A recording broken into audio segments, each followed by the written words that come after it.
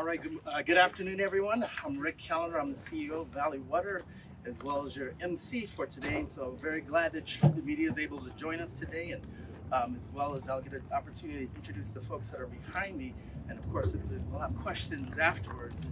Today we're here to discuss how Valley Water and the City of San Jose are working collaboratively together and preparing for the big storm of the season.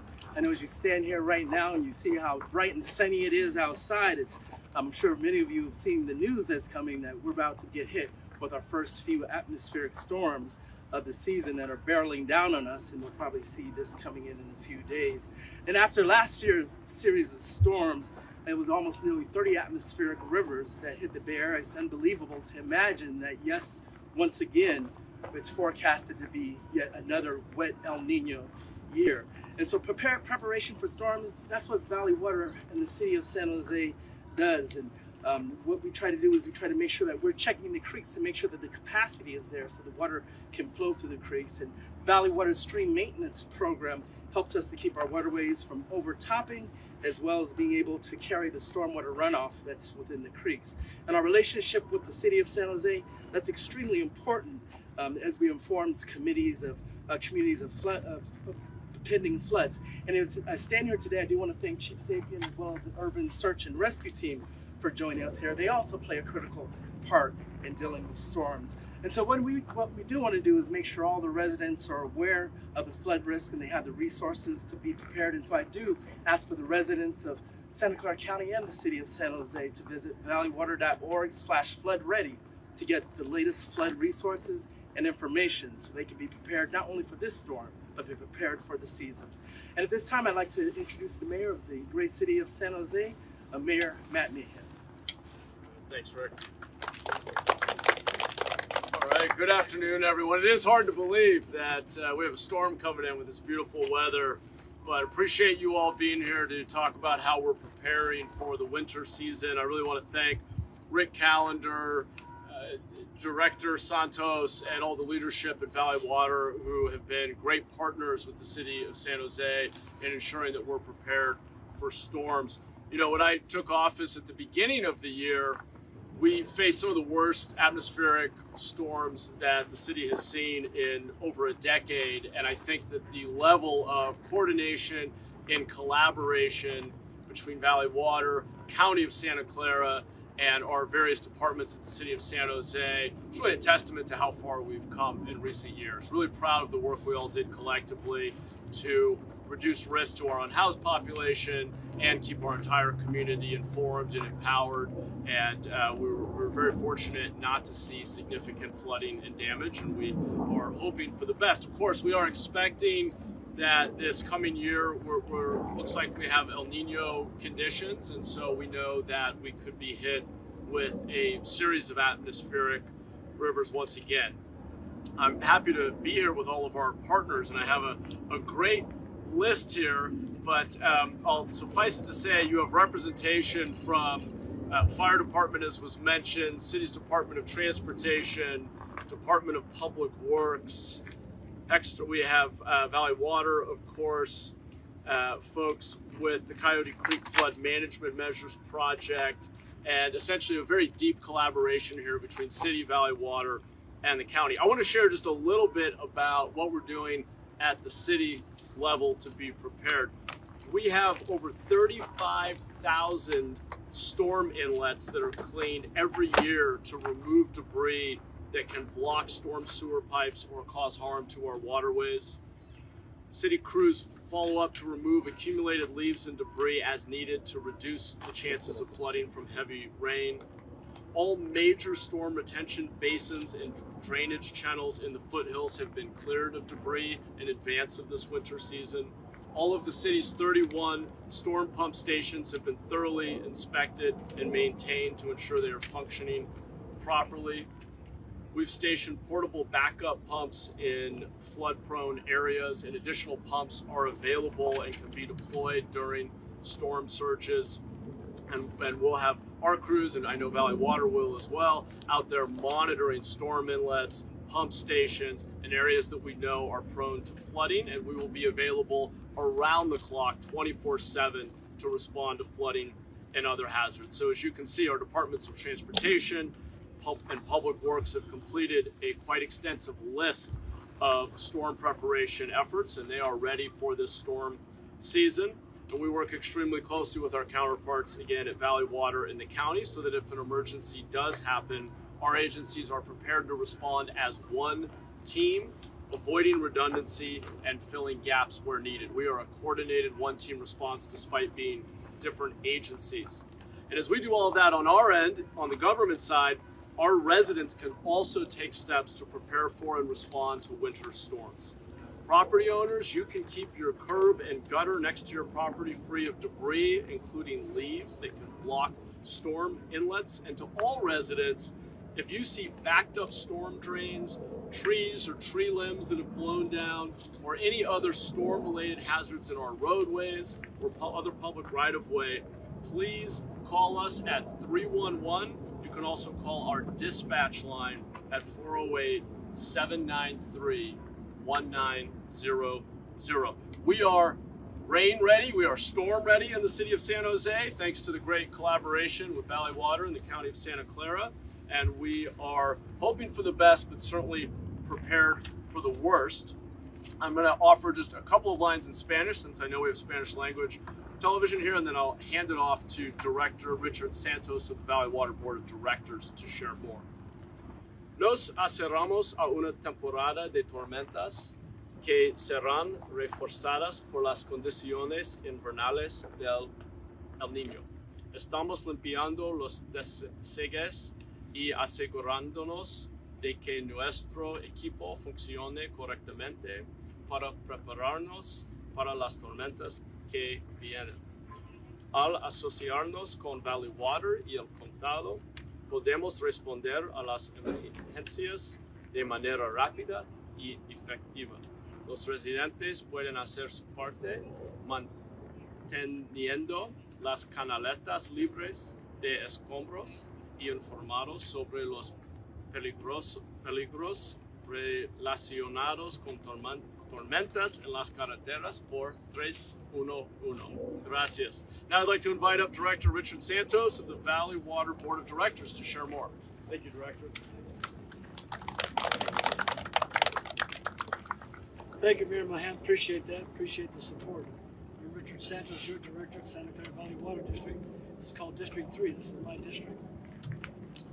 In Florida weather, you know, hits the cold front, we're going to have this rain. So thank you for joining us today. The first major storm of the winter season has arrived, and we're preparing for another wet winter. Valley Water is taking action to protect our communities from flooding with construction projects throughout Santa Clara County, including the Coyote Creek Flood Management Project, which is right here. Our goal with this project is to reduce the risk of flooding to homes, schools, business, highways, and Coyote Creek floodplain to prevent what occurred back in 2017. Construction on the project is moving forward. Crews are now installing flood walls in various locations along Coyote Creek.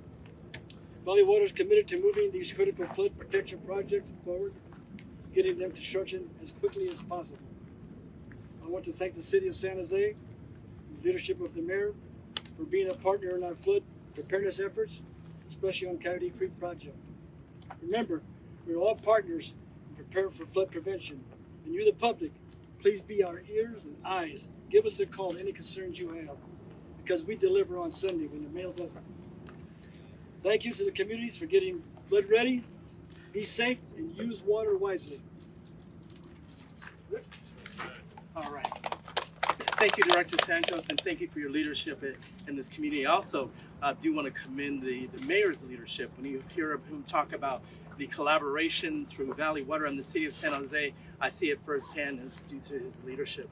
I would definitely like to now ask to the microphone Mr. Lee Wilcox, who's the Assistant City Manager with the City of San Jose.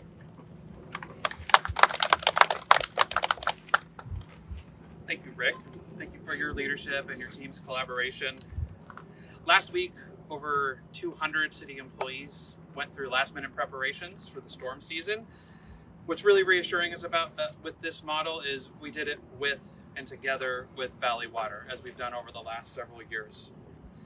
With rainfall approaching in the next coming days that's been mentioned, and the increasing look of wet weather throughout the winter period, we have something to turn to, which is our joint emergency action plan that's been co-developed with the City of San Jose and Valley Water, requiring us that we plan, respond during an event, and share data and information openly, which we've done over the last several years. By following this model, we've been able to deploy the right resources at the right time to the right people and locations. Even last year, as the mayor mentioned, a very wet December as we went into January with several other storms. As we declared a local emergency, so did Valley Water. As opposed to being reactive, we were able to take our joint emergency action plan off the shelf and continue to be very deliberate about protecting our lives, safety, property, and the environment during these period of storms.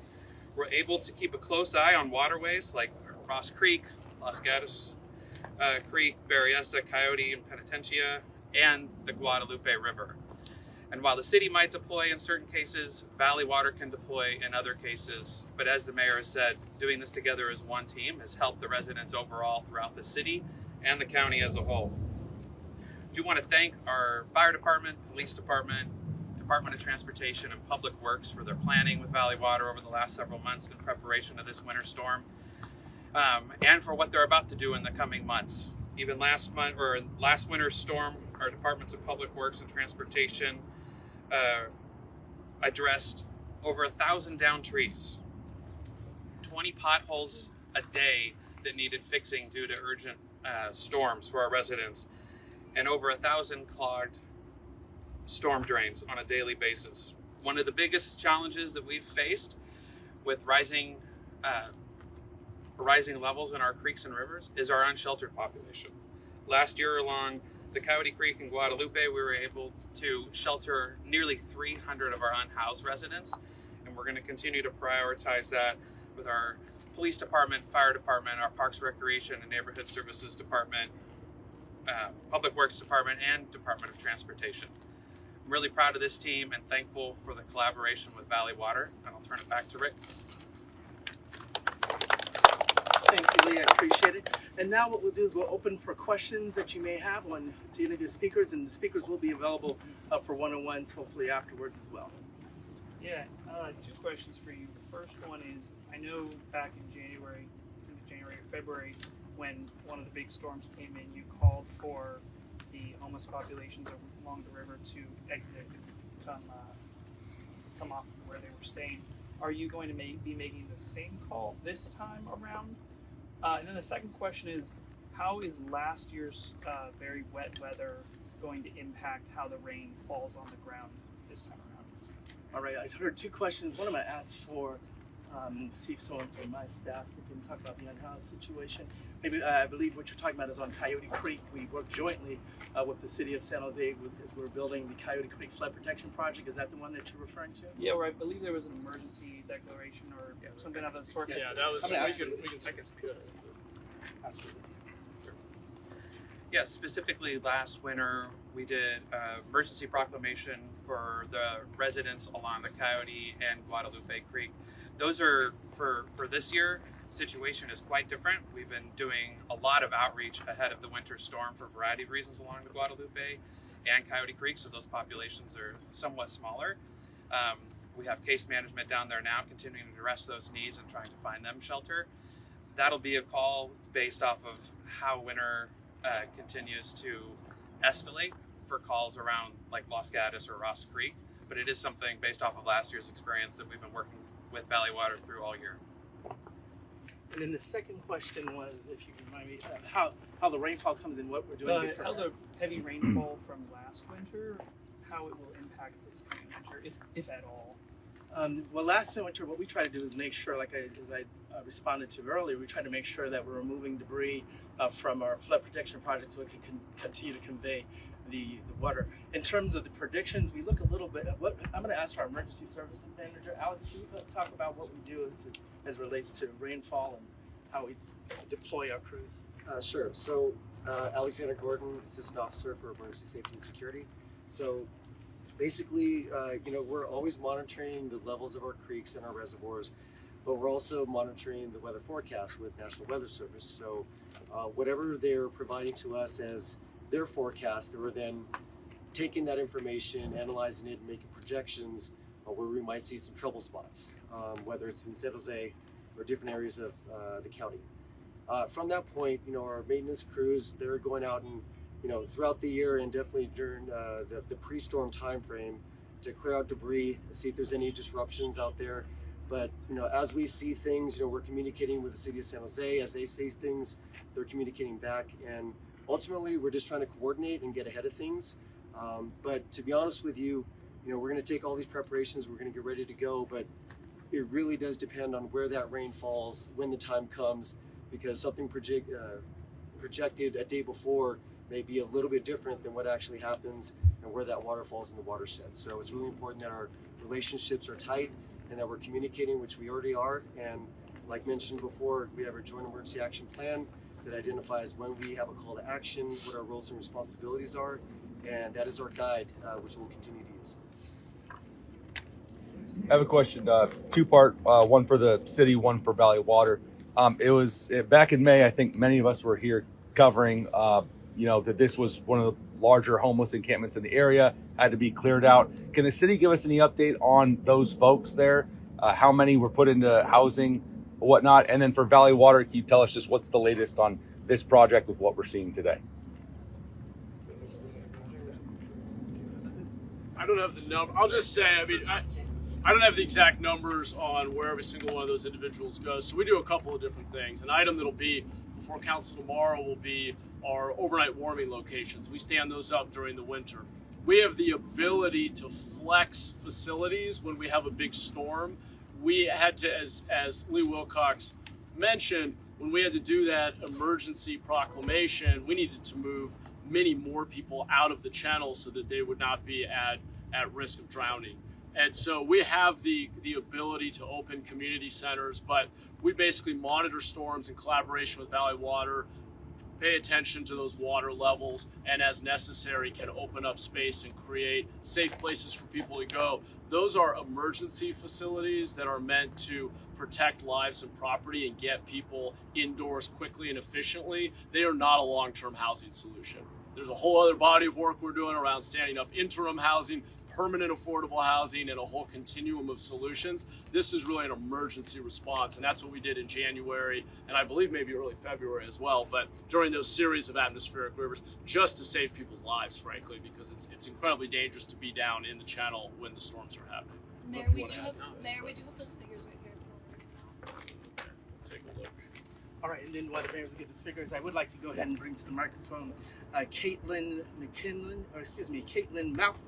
McAlpine, the project manager for the Coyote Creek Flood Management Measures Project. So talk a little bit about this project, what it's doing, and how we're preparing. Hi, I'm Caitlin McAlpine, project manager for the Coyote Creek Flood Management Measures Project. Thank you for the question. As Director Santos mentioned a little bit briefly, what we're doing here is installing flood walls along Coyote Creek from approximately Old Oakland Road to Highway 280. And that is a portion of two projects that is going to help protect against a similar event from February of 2017. And right now we're kind of just getting started. You can see some of the material, the sheet pile being stored behind me, and we're just starting installing flood walls along the creek in this reach here. So how many feet or miles of flood wall are you installing, and by what time will that be done?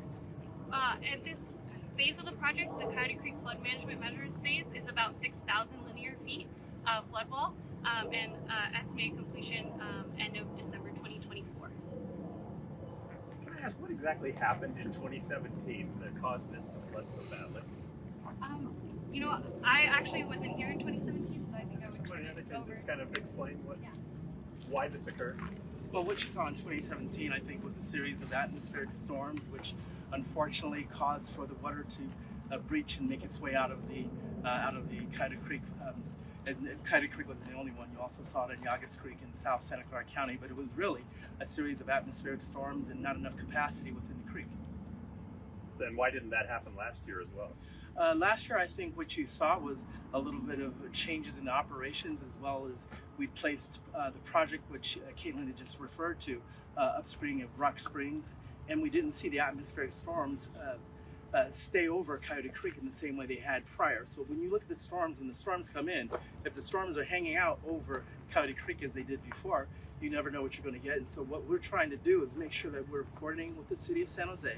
We're sending out our crews and we're doing everything to be prepared. Because the rain, as everyone knows, the rain doesn't just come in one spot. It may go in another spot, or it may be over Coyote Creek. What our hope is that we can do everything that we can to be prepared and to make sure that the creekways can contain the flows.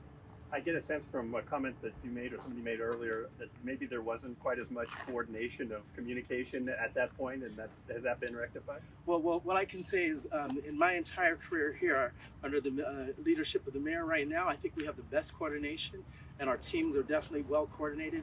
And so going forward, and that's what I'm looking for, is what can we do going forward? But the coordination is clearly there. And I think you can, even on the 17th of this month, or actually the 17th on Friday, we'll be having a joint meeting with the city of San Jose. We'll be further talking about not only coordination on these types of projects, but coordination overall. And what are the kind of things that you talk about in the case of, an impending emergency? I'm going to ask for the emergency, for Alice Gordon to talk about what do we talk about when we're talking from emergency services. Yeah, what are the things that are important to coordinate when this kind of thing is starting to happen? Sure. So first off, it's what is the current status? Where are creek levels at? Where are reservoir levels at?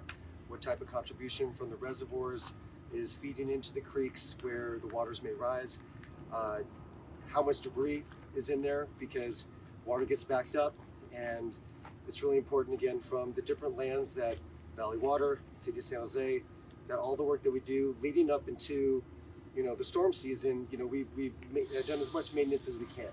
So while we're actually in a response in an impending storm, we have a series of calls, we share intelligence, we let them know where our resources are, where our sandbag resources are.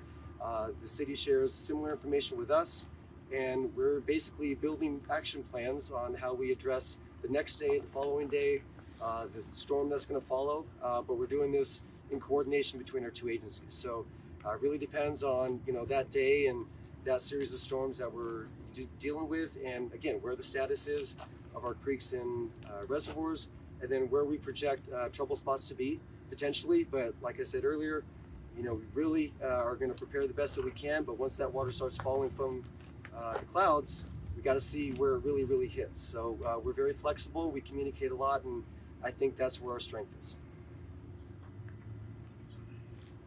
Any other further questions?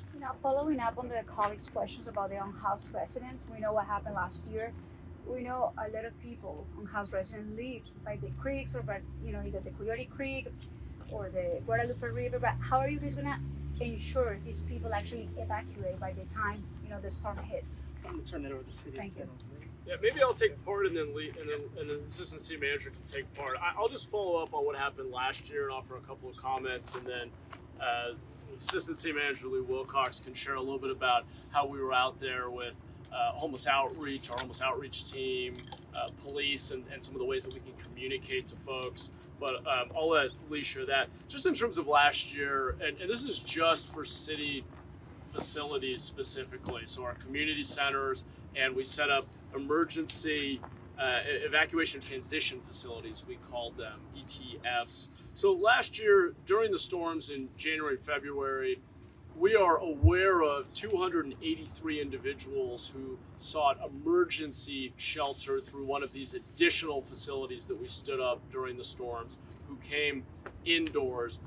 Of those, and those are, by the way, those are temporary, in the moment, emergency response. We had the Red Cross actually staffing at the Seven Trees Community Center. We can always follow up on more information. But just to this, what are the outcomes?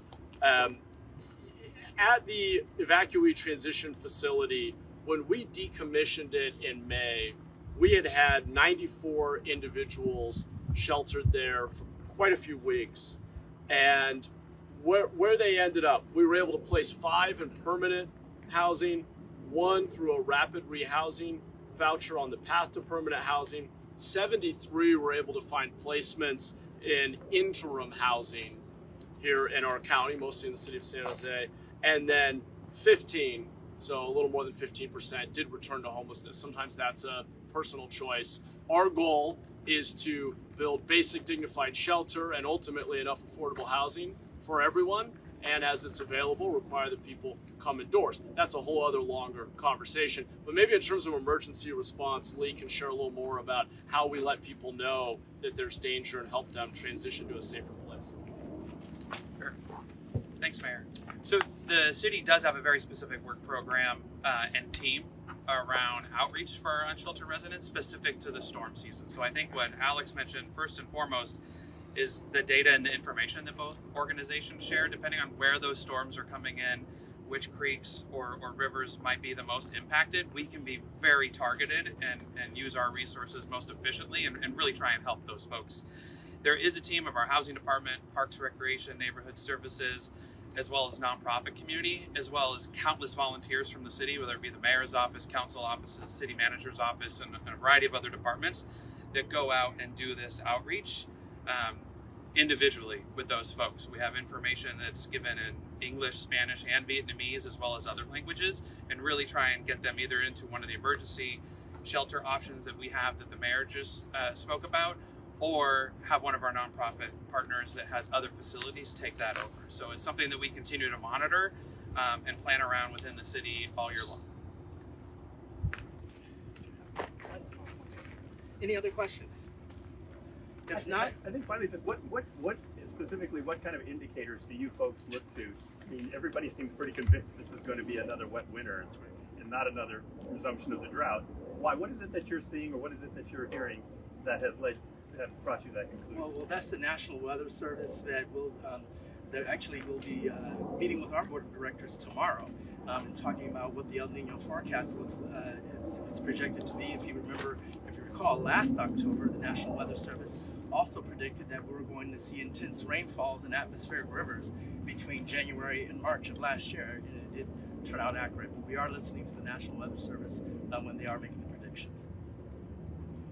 All right. I want to thank everybody for coming, and we'll ask if you're looking for any one-on-one interviews that folks make themselves available. Thank you for coming today.